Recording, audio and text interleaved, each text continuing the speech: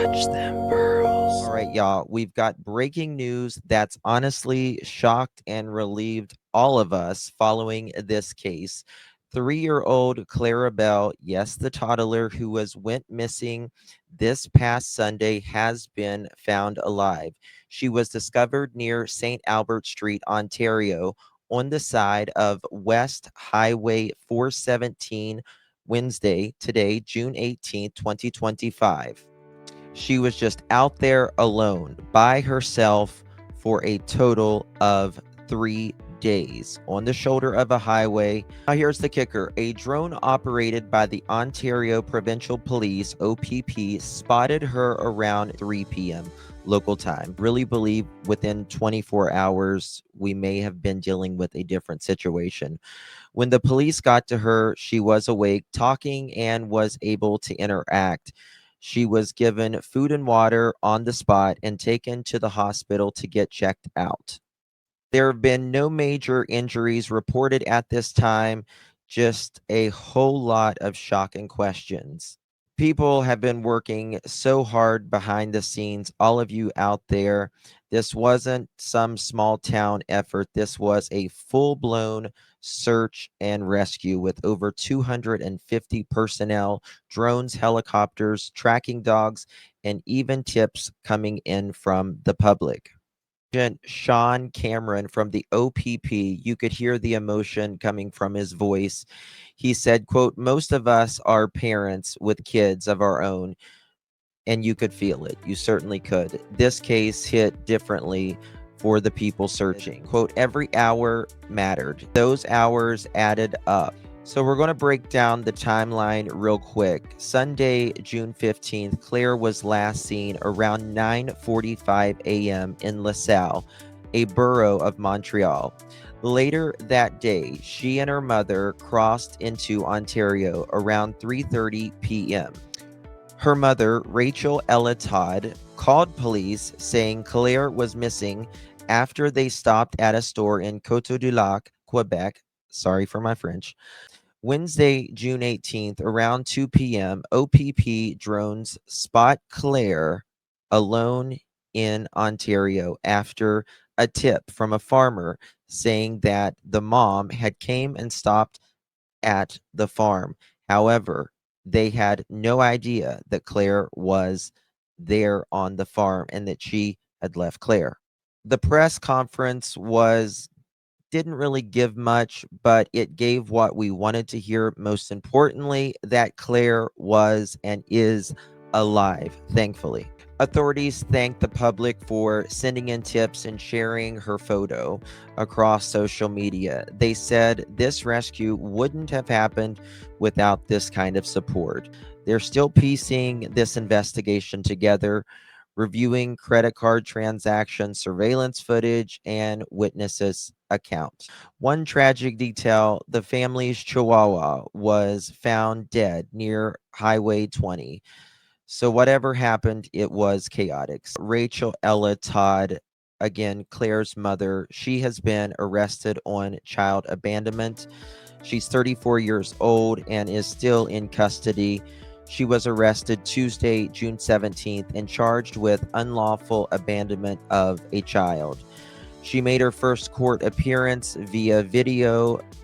She was silent. She was wrapped in a blanket and didn't say a word except nodding to confirm what she understood what was happening.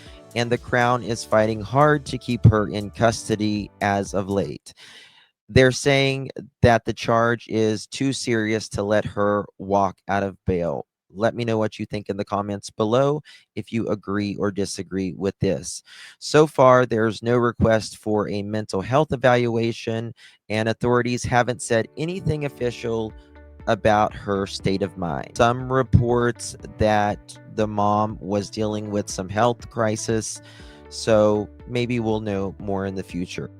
Earlier today, about an hour before Claire was found, they put out a report that they were looking for a farmer. We're looking for a farmer who had allegedly talked to Rachel that morning about an hour before Claire was found.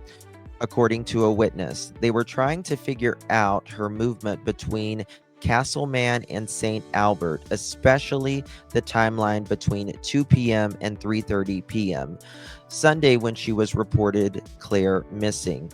Digital data like receipts, cell phone pings, and camera footage is all being pulled together to figure out the why and how. As for a motive, we still have big giant question mark.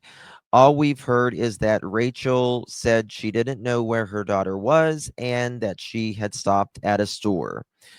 Claire's condition physically is doing okay, but she was checked into a hospital and didn't need any major treatment other than dehydration that they are reporting right now. And of course, a lot of love and TLC. Claire is responsive and eating and drinking. Things look good on the surface, but let's be real. What this baby girl has been through is trauma, point blank. Whether the system sees it that way or not, she's going to need support. Right now, Claire is in the hands of the hospital, and of course, her father is there visiting her right now, wanting to spend time with his daughter. And I'm sure CPS will be involved in this, as you can imagine. People across Canada were holding their breath for this outcome. Lawmakers were calling this a miracle, and the public security minister praised the team effort.